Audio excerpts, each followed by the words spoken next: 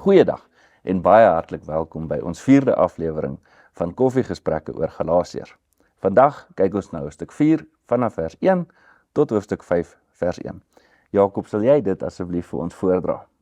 Ja, seker. Hierby wil ek nog dit sê. Solank 'n erfgenaam nog minderjarig is, verskil sy posisie nie werklik van die van 'n slaaf nie, al behoort die hele erfenis aan hom. Tot die dag wat sy pa daarvoor bepaal het, staan hy onder die toesig van voogde en word sy besittings deur bestuurders beheer. So is dit ook met ons.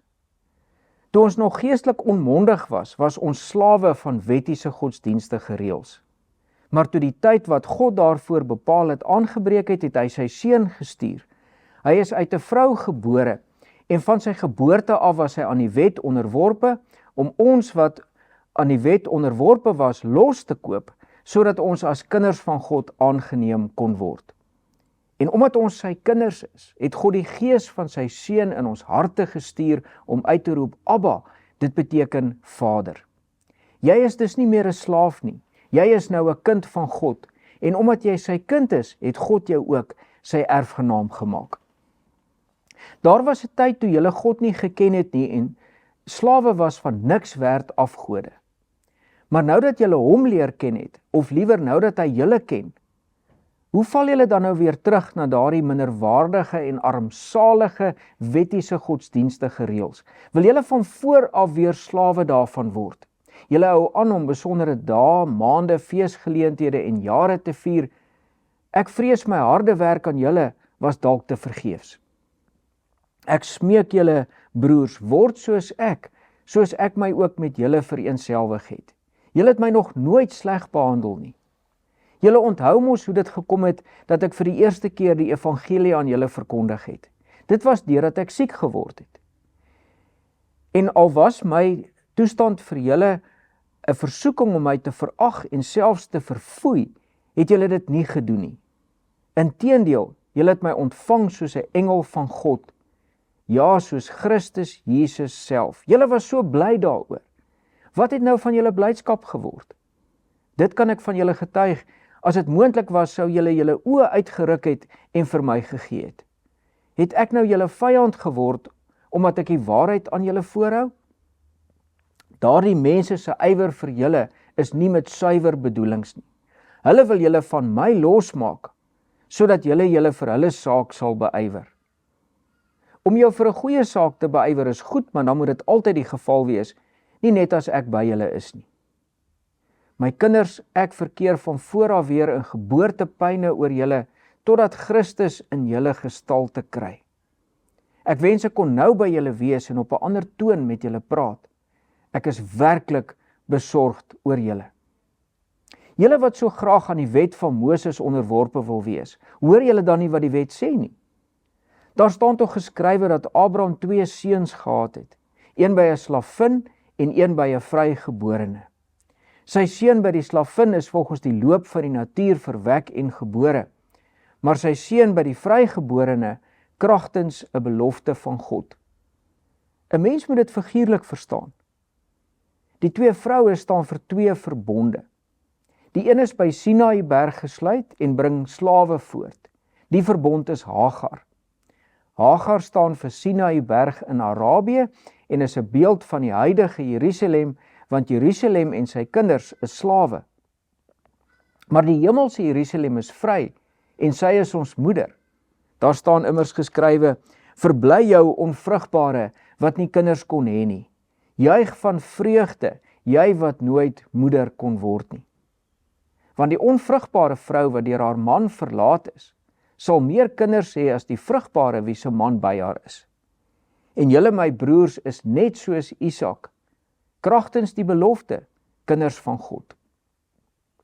Destyds het die seun wat deur die loop van die natuur gebore is, die seun vervolg wat deur die gees in die wêreld gekom het. En dit is nou nog so. Maar wat sê die skrif hiervan?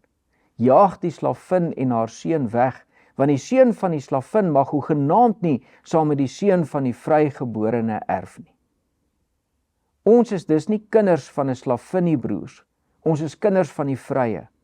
Christus het ons vrygemaak om werklik vry te wees. staan dan vas in hierdie vryheid en moet julle nie weer onder 'n slawejuk laat indwing nie. Baie dankie Jakob. Die tema van hierdie projek is ken jy hom werklik?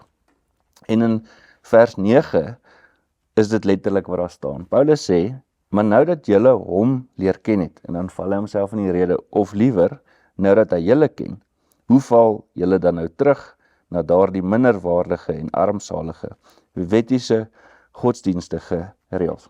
Jakob, wat bedoel Paulus hiermee?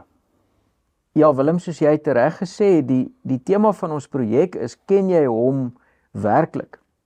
En dit is die vraag wat Paulus hier aan die orde stel. Hy sê, daar was 'n tyd toe julle God nie geken het nie, en slawe was van wettiese godsdienstige reëls. En dit het my laat dink aan 'n tema, is God vir jou 'n werklikheid? Ken jy hom werklik? Of is hy vir jou 'n fantasie? So. Is hy vir jou net 'n konsep? En die probleem is, as God vir ons 'n fantasie is, as hy net 'n produk is van ons verbeelding, net 'n konsep is, 'n konsep of 'n fantasie kan jou nie red nie. 'n Konsep of 'n fantasie kan nie jou sondes vergewe nie. 'n Konsep en fantasie is nie regtig by jou nie, en gaan ook nie in die lewe hierna as jy sterf deurlopend by jou wees in 'n ewige lewe nie. So hierdie is van die grootste belang. En wat Paulus gebruik in sy argument oor die vraag, ken jy hom werklik, om dit nou maar so te stel, is die hele gedagte van wettiese godsdienstige reëls. Hy lê dit die Jode ten laste en ook vir die Galasiërs voordat hulle tot bekering gekom het. En nou is dit belangrik om te verstaan wat bedoel hy met hierdie wettiese godsdienstige reëls. Die nuwe vertaling is 'n bietjie ongelukkig, want hierdie is 'n konsep wat baie bekend was in die Grieks-Romeinse wêreld toe Paulus dit geskryf het. Die 2020 vertaling praat van elementêre beginsels. Die Griekse woord is stoicheia, wat die elementêre beginsels was. En soos ek gesê, dit was baie bekend. Wat is hierdie stoicheia of elementêre beginsels? Dit beteken basies 'n lyn of 'n reël. Byvoorbeeld as jy toe ons gaan stem het ons in 'n tou gestaan, en die elementêre beginsels van hierdie tou is die mense wat in hierdie tou staan. Dis soos skakels in 'n ketting. Presies. Die skakels van 'n ketting is die elementêre beginsels van die ketting as 'n lyn. As jy gedink het in die destydse wêreld, en dit was baie bekend, wat was die elementêre beginsels van die skepping? Dan het jy water en grond en wind en vuur gehad. Die elementêre beginsels van 'n woord is die letters waarmee hy saamgestel is, of van 'n sin is die woorde. En dan was daar 'n interessante ding, hulle het geglo dat as iemand siek is, dan het die elementêre beginsels van jou liggaam deur mekaar geraak, uit balans uitgegaan.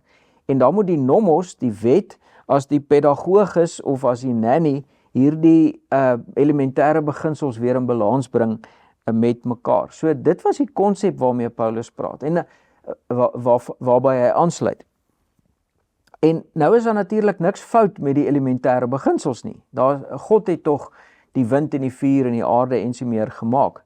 Die probleem kom in as die elementêre beginsels vereer word, as hulle gode word. Soos byvoorbeeld water word vereer met die Griekse god, word nou 'n Griekse god, dit is Poseidon wat heeltyd dronk is, en die elementêre beginsels word nou vereer. En nou kan mens verstaan, daar was 'n tyd voor die Galasiërs vir Jesus geken het, waar hulle die elementêre beginsels vereer het, want hulle was deel van die Griekse godedom. Maar wat nou interessant is dat die Jode het ook elementêre beginsels vereer. Hoe het hulle dit gedoen? Hulle het nie die water en die grond en die lug en die vuur aanbid nie, maar hulle het die wet vereer. Die wet het vir hulle elementêre beginsels geword, wat hulle nou vereer, en dit word afgodies. So. En dan is jy besig met niks. Jy is besig met 'n God wat jy self geskep het, want die elementêre beginsel is nie 'n God nie, en dan is jy besig met niks werd afgode. So. Of jy nou met water en vuur besig is, en of jy met die wet besig is as 'n elementêre beginsel, jy is besig met niks nie. Jy is besig met 'n fantasie, 'n konsep wat nie 'n werklikheid is nie. En weet jy, dit is so belangrik vir ons vandag nog steeds. As jy dink aan die liturgie, of dit nou in die nuwe gebou, ou gebou of in die ark is, die elemente waarop die liturgie opgemaak word, is niks daarmee verkeerd nie. Maar as jy veilig voel binne in hierdie liturgie en jy vereer eintlik die liturgie wat vir jou te kosbaar word, is jy besig om hierdie elementêre beginsels te vereer. Sulke heilige koeie. Dit word heilige koeie. Die kerkorde van 'n kerkverband doen dieselfde. Jy beywer jou vir hierdie orde, jy vereer eintlik die orde want dit laat jou veilig voel, maar jy is nie noodwendig met God as 'n werklikheid in jou lewe besig nie. Al voel jy so en al dink jy so. Dit geld vir die elementêre beginsels van 'n gemeenteboumodel. GKL staan vir meer Jesus, meer liefde, meer disippels. Maar dit gaan nie oor hierdie elementêre beginsels van die gemeenteboumodel nie. Dit gaan oor 'n ontmoeting met die ware Jesus. Wat ons jaartema is. So dit is ontsettend belangrik. En nou is dit baie so insiggewend. Dit is soos 'n dis 'n geweldige moment wat aanbreek. Dat Paulus sê, maar Christus het nou gekom. Hy is nou die werklikheid. Galasiërs 4 vers 4, in die volheid van die tyd, sê die ou vertaling, in die tyd wat God daarvoor bepaal het, het hy sy seun gestuur. Dit is nou 11:15 in ons opname, en dis kronologiese tyd, dis presiese tyd, die presiese tyd wat God daarvoor bepaal het, het hy sy seun gestuur. Hy is die beginsel. Hy's gebore uit 'n vrou en van sy geboorte af was hy aan die wet onderworpe, om ons wat aan die wet onderworpe is los te koop, letterlik soos slawe by 'n slawemark los te koop, sodat ons as kinders van God aangeneem kan word. En omdat ons sy kinders is, het hy die gees van sy seun in ons harte, sy diepste wese in ons harte gestuur om uit te roep, Abba, dit beteken Vader. So. Jy weet, dink byvoorbeeld, Willem, sê nou maar, jy was 3 jaar of 4 jaar oud in toe die Sowjet magsblok nog daar was voor die val van die Berlynse muur, en nou val die muur en jou ouers gaan na die slawemark toe. Hulle gaan en gaan koop jou terug, gaan koop jou weer los uit die kloue van kommunisme uit. En jy herken jou ouers en jy sê, papa, mama, wat 'n moment is dit nie? Hartroerend, so. En dit is die moment, die seun het nou gekom, ons verhouding met God is herstel, hy kom ons haal uit hierdie slawerny uit. Dink aan 'n babietjie wat vir die eerste keer begin praat en nou papa en mamma sê. Die ouers sit met afwagting dat die kind sê papa of mamma. En die kind sien nou die ouer vir die eerste keer as 'n werklikheid, as 'n papa of 'n mamma en sê papa, mamma. Dit is wat jy hiermee te maak het. En dis die werklikheid van wie God is. En weet jy, hy weet dat ons hom as 'n werklikheid vergeet en dat ons nie altyd in voeling is met hom as 'n werklikheid nie. En daarom gee hy vir ons die elementêre beginsels van brood en wyn in die nagmaal byvoorbeeld. Nie sodat ons dit moet vereer soos die Romeinse kerk maak nie, maar sodat ons die werklikheid van wie Jesus is, sal ontdek. Want as ons hom as 'n werklikheid ontdek, dan verander dit ons lewe. Dan is ons nie meer met gode besig wat nie bestaan nie. So. In Jesus breek 'n nuwe werklikheid dis in hierdie werklikheid in. En Paulus verwys na, ek sou kon sê heilige koei, maar ek dink 'n elementêre beginsel is baie beter, van die Galasiërs, of eintlik dit is seker die Galasiërs wat sekere maande en dae en jare, sekere feesdae het, en dit bring ons by Sabbatsviering. Kom ons praat 'n bietjie oor wat hierdie gedeelte ons leer daaroor. Ja, in 4 vers 10 sê hy dit, dink is vers 4 vers 10, julle hou aan om besondere dae, maande, feesgeleenthede en jare te vier. Ja. Ek vrees my harde werk aan julle was dalk te vergeefs. Dit volg uit hierdie werklikheid van om God te ken en 'n verhouding met hom te hê. Wat se plek neem die Sabbat dan nou nog in? En hierdie dwaalleraars wil hê hierdie mense moet die Sabbat nou vier en hulle hou nou aan om dit te vier. Die Sabbat wat natuurlik deel van die 10 gebooie is 'n elementêre beginsel wat vervul is in Jesus. Dis die kern daarvan. Kolossense 2 sê, moenie dat iemand vir julle voorskryf dat julle die Sabbatdag moet vier nie, dis maar net 'n skaduwee van wat sou kom, die werklikheid is Christus. So die kern van die hele Sabbat gedagte is dat in die plek van die Sabbat kom nie Sondagviering, soos wat baie mense dink nie. Maar in die plek van die Sabbat kom die seën, dis wat Galasiërs 4 vers 4 sê. In die tyd wat God daarvoor bepaal het, het hy sy seun gestuur. In die plek van die Sabbat kom die seun en 'n samekoms met hom, soos Hebreërs 10 dit sê. So dis baie meer as en dit gaan hoegenaamd nie meer oor die viering van 'n dag nie. Ja. En daarom is die hele wettiese manier om met die Sabbat en nou die plek van die Sabbat die Sondag te stel en so daarmee om te gaan, misken eintlik die evangelie dat die seun nou hier is. Ja. En wanneer ons 'n verhouding met die seun het, dan is die hele gedagte van rus belangrik. Dink daaraan dat Jesus sê, kom na my toe almal wat vermoeid en belas is en ek sal vir julle rus gee. Hy nooi ons in sy rus in. En dis so belangrik dat ons vanuit hierdie rus nou weer lewe. Ek is bevrees ons is in 'n gejaagde samelewing wat nie vanuit hierdie rus en 'n verhouding met Jesus lewe nie. So, en Hebreërs sê dis 'n blywende rus, dit is 'n rus waar ons die hele tyd in kan ingaan. Daar bly nog steeds 'n Sabbatdag oor vir die volk van God, want elkeen wat in God se rus ingaan, sê Hebreërs 4, rus van sy werk soos God van syne. Ja. Toe ons met die J-team weg was, het jy ons verwys na Karl Honore, as ek sy van reg uitspreek, wat 'n boek geskryf het oor slow down. Ja. En waar 'n wêreld wat nog nie, hierdie is nie gelowige mense noodwendig nie, besef maar ons moet slow down. Ja. Hy sê selfs even instant gratification is not fast enough vir ons in vandag se wêreld nie. En wanneer ons met 'n malle gejaag in ons lewe besig is en ons kom nie elke dag tot rus omdat ons Jesus ontmoet nie. Waarmee is ons dan besig as ons hierdie uitkomste jaag in die dolle gejaag van hierdie wêreld? Ja. En ons kan nie slow down nie. So selfs godsdiens of effektiwiteit kan 'n afgod word. Ja.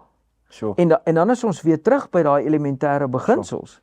En ons malle gejaag wys dit eintlik. En dis 'n groot uitdaging. Dis vir my baie moeilik om vanuit 'n plek van rus te lewe. Om Jesus elke dag van my lewe te ontmoet en vanuit rus te werk al is ek baie besig. 'n Ander ding wat hieruit voortkom as ons die seun ontmoet en samekoms met hom, is dat dit ons verhoudinge verander. Ja. Dat ons ken hom werklik, dis ons primêre verhouding, maar dit beïnvloed ook ons verhouding met ander mense. En jy het hieroor gepraat toe jy verder gepraat het oor Galasiërs 4 van vers 11 af tot 20 oor verhoudinge en vriendskap. Ja, dis absoluut fenomenaal, Jakob, hoe Paulus hier eienaar, slaaf, ouer, kind, baarmoeder verhoudinge gebruik en dan introduce hy nog 'n lyn van verhoudinge wat vriendskapsverhoudinge is. Dit is bietjie moeilik vir ons om dit raak te sien in die teks, maar hy sê in vers 12, hy sê word soos ek.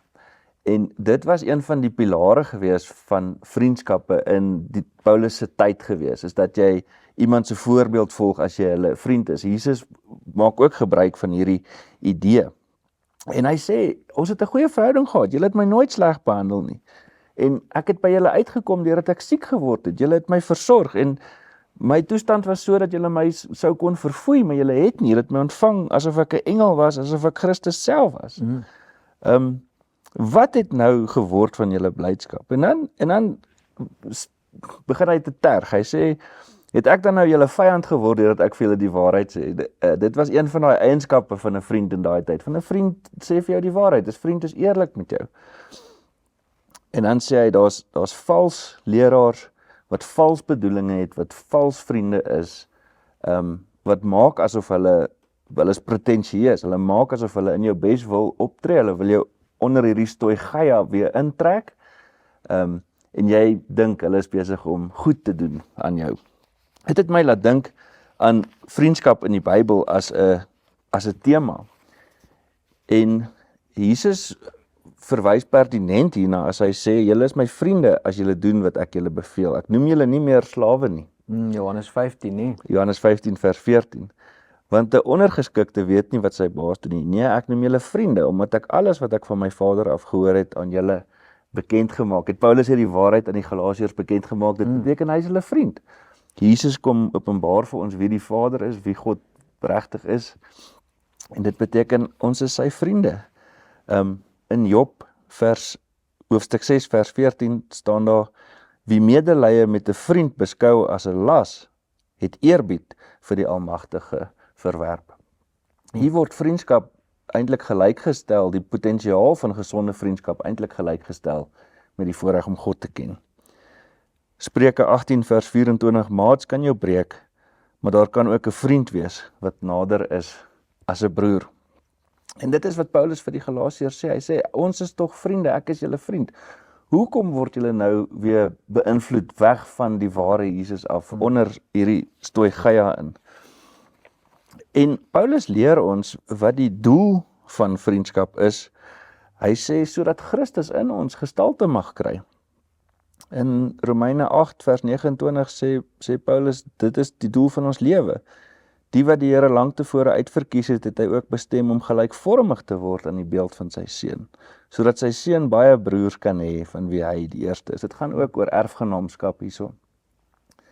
En Paulus vat die metafoor dan nog verder. Hy sê, ek is soos 'n vrou wat in geboortepyne verkeer oor julle wat die Galasiërs is. Hy's regtig besig om baie verhoudingsvergelykings te maak, om hulle op te roep, om terug te kom na die vryheid toe, wat Jesus vir ons bewerk het.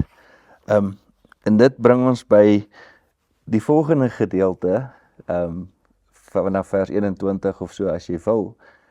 Maar dis 'n interessante gedeelte. Ek wil graag hoor hoe jy gaan begin praat hieroor. Nee, ek sal nou, jy het my nou net sommer laat dink aan as ons daai ken van Jesus verloor en daai vriendskapsverhouding met Jesus, ons greep daarop verloor, dan gaan ons vriendskappe ook eintlik beduiwel. Sure. Nee, en Paulus sê hier, Sure.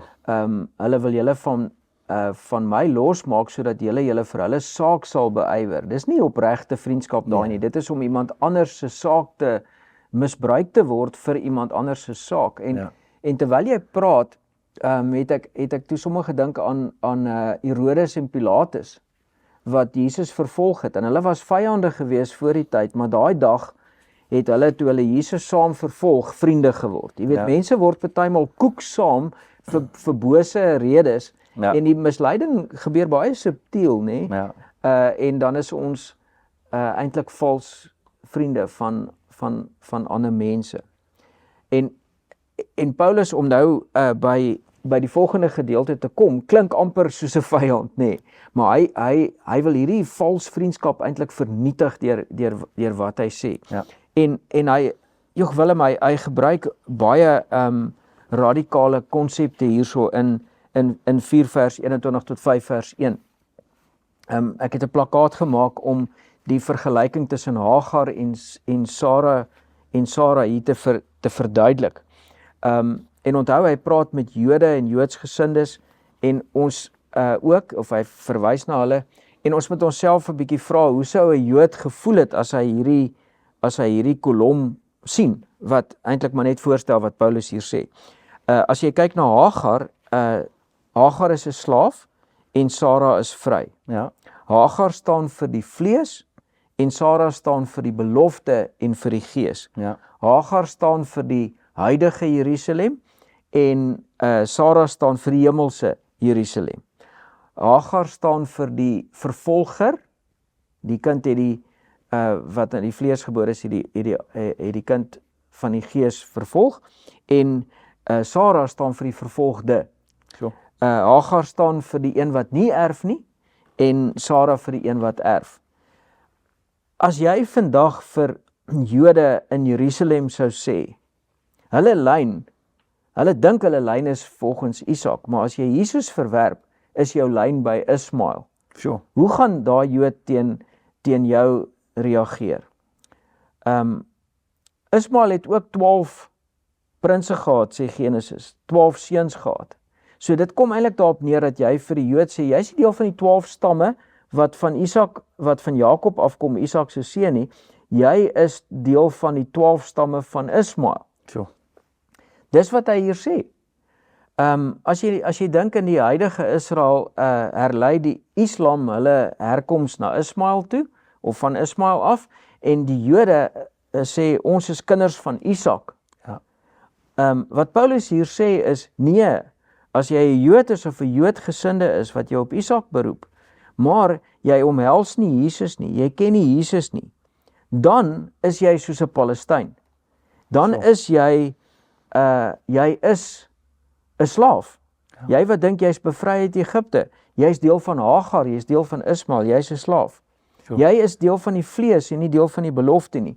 Jy dink jy's die slagoffer wat vervolg word. Jy is eintlik die vervolger. Sure. Dis baie radikaal, ironies, skokkend. Ja. Jy dink jy is 'n erfgenaam van God. Jy erf niks nie. Ja. Dis die skokkende beeld wat Paulus hier gebruik. Sure. En nou kan 'n mens vra, Willem, is dit net Paulus wat hier op sy eie mission is, of sink dit ook met ander skrifgedeeltes?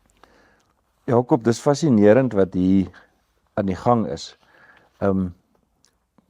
Paulus is besig om aan te haal uit Psalm 87,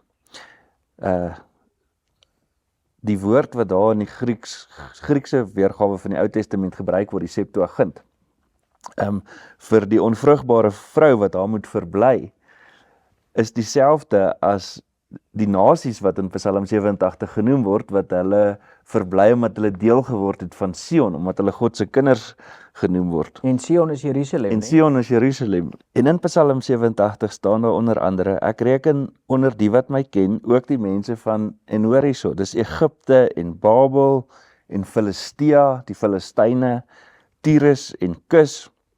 Hulle het almal kinders van Sion geword.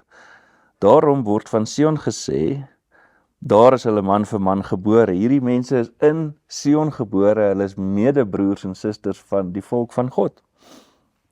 In vers 6 staan daar, as die Here die name van die volke aanteken, sal hy by elkeen skrywe, hierdie een is ook 'n kind van Sion. Met sang en dans sal almal Sion prys. En dan hierdie woord vir prys is presies dieselfde woord in die Grieks, die Septuagint, as die woord van die onvrugbare vrou wat daar moet verbly, die Sara, die een van genade.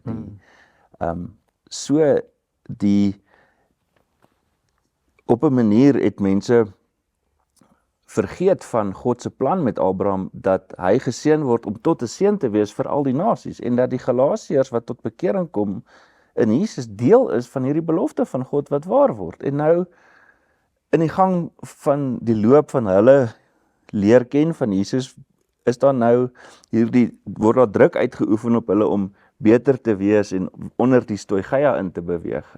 En dit kan nie so wees nie. Paulus is baie sterk, hy is baie radikaal besig om nie 'n streep in die sand te trek en te sê nee, definitief nie. Is hy in lyn hier met wat Jesus self gesê het? Dis 'n baie goeie vraag, Jakob. In Lukas 13 vanaf vers 22 sien ons dieselfde spanning. Ons sien dit in Johannes 8 ook. Ons sal nou daarna kyk.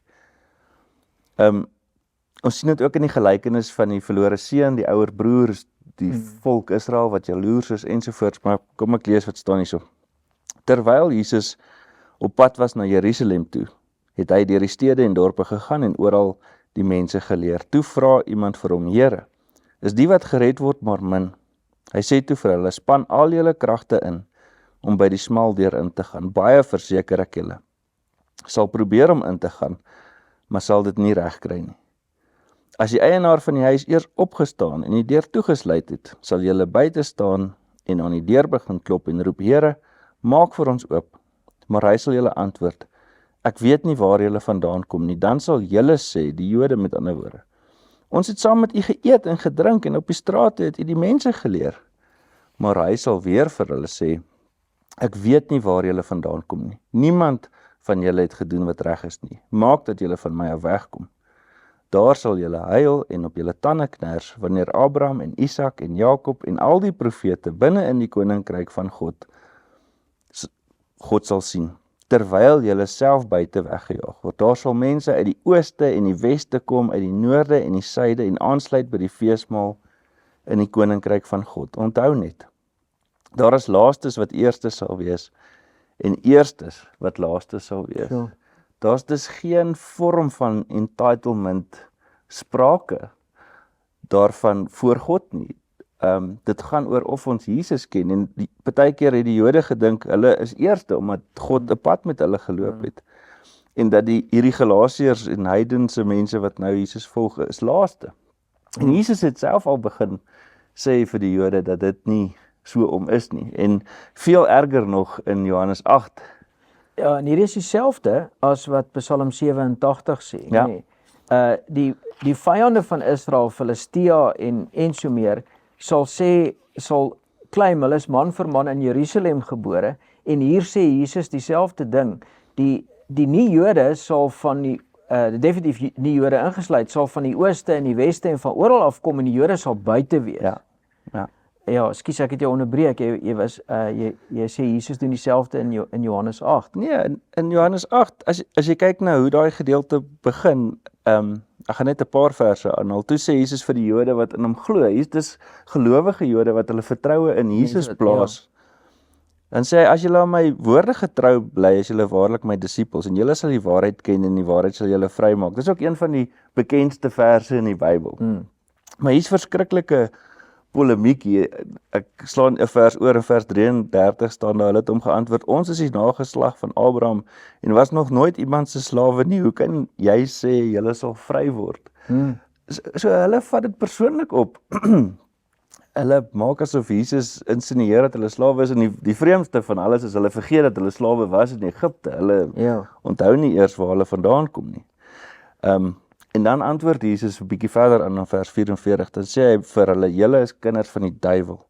Hy is julle vader en julle wil doen wat julle vader wil hê julle moet doen. Jesus bring dus hierdie ontsettende harde waarskuwing en oproep tot bekering, juist na die Jode toe.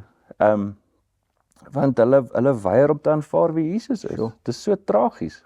Dis dan radikaal dat hy sê, hy sê as ek nou reg onthou in daai gedeelte, waarom verstaan julle nie wat ek vir julle sê nie? Omdat julle my woorde nie kan verstaan nie. Ja. Want julle is kinders van die duiwel. Ja, en hulle het gesê, ons is kinders van Abraham. En hulle sê hulle is kinders van Abraham. So met ander woorde, as jy jou daarop beroep dat jy 'n kind van Abraham is, as jy dink dit gaan jou enigstens help dat jy die Isak lyn het, dan moet jy weer dink, sê Jesus. Ja. Dan is jy 'n kind van die duiwel. Wat Paulus nou noem, die Ismael lyn. Ja. As jy nie Jesus self omhels nie. Dis radikaal en verskriklik konsekwent, nê, met die Psalms, Psalm 87, met Jesaja 54 vers 1, Ja. Met wat Jesus sê, daar wat jy nou aangehaal het uit Lukas uit. Ek dink byvoorbeeld aan Jesus wat verwerp word in Nasaret, en dan bring hy dieselfde boodskap. Hy sê daar was baie weduwees in Israel, maar Elia het na die nie-Joodse weduwee toe gegaan, en daar was baie melaatses wat genees moes word in Israel, of kon word in Israel, maar Naaman die Syriër is genees. So Jesus is besig om te sê, dit tel nie vir jou dat jy 'n Jood is nie. So ons moet as Christene vandag ook daarom 2 keer dink voordat ons sommer maar net die huidige politieke Israel byvoorbeeld ondersteun. Of ons eie politieke agtergrond gebruik as 'n vorm om waarde te hê voor die Here. Ja. Dit klink nou 'n baie negatiewe boodskap as jy hier sou stop, en ek dink glad nie dis die strekking nie. Paulus is nie besig om vir die Jode om antisemitiese taal in ons mond te probeer sit sodat Jode vervolg moet word. Ja. Ek dink jy het daarop gewys dat dat Jesus het altyd met die Jode begin, hè? Hy sê eers vir die Jode en dan vir die Griek, en Paulus het ook eers vir die Jode die evangelie gebring. As koppel hom uit die sinagoge uit, toe gaan hy na die heidene toe, nê? Ja.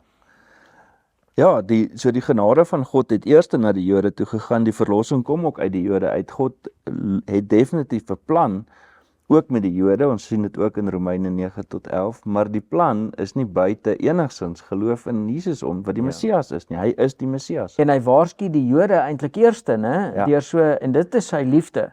Dit Want is hy wil sy hulle liefde. by hom hê, maar solank hulle op hulle afkoms beroep en dink hulle is iets, omdat hulle in God se plan ingepas het, mis hulle alles. Ja. En weet jy Willem, dit het my laat dink aan die positiewe van hierdie boodskap. As God so ernstig is met die Jode en sê, luister, as julle op iets anders staat maak as die Messias, dan is hy net so ernstig met ons. Ja.